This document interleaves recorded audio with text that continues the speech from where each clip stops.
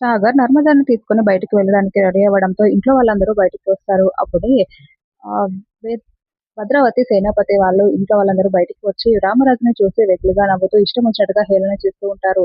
"ఇప్పుడు నీకు తెలుస్తుందారా నీ కుటుంబం ముక్కలైతే ఎలా ఉంటుందో? ఆ రోజు నా చెల్లిని తీసుకొని వెళ్ళి, మా ఇంట్లో అమ్మాయిని తీసుకొని వెళ్ళి పనివాడిగా ఉండి, ఆ పనివాడివైన నువ్వు నా ఇంట్లో అమ్మాయిని తీసుకొని వెళ్ళి పెళ్లి చేసుకున్నావు.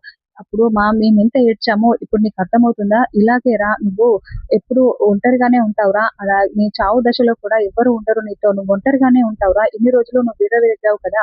నేను అనాథనే అయినా కూడా నాకంటూ నలుగురున్నారు. నేను చచ్చిపోయేటప్పుడు నా చుట్టూ నలుగురుంటారు అని విర్రవీగావు కదరా! ఇప్పుడేమైందిరా? అని ఇష్టం వచ్చినట్టుగా మాట్లాడుతూ ఉంటే, ఇంకా ధీరజ్ కోపంగా సేనాపతి మీదకి వెళ్తూ ఉంటాడు. "రేయ్ ధీరజ్ నువ్వాగరా" అంటూ వేదవతి అక్కడికొచ్చి, "అసలు మీరు మనుషులేనా?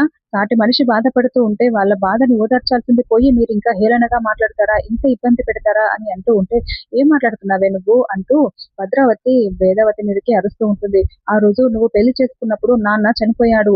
మేమెంత బాధపడున్నాము. మా ఇల్లు ముక్కలైనప్పుడు మేమెంత బాధపడ్డామో ఇప్పుడు మీరు అనుభవించండి" అని తెగేసి చెప్పేసి లోపలికి వెళ్ళిపోతుంది.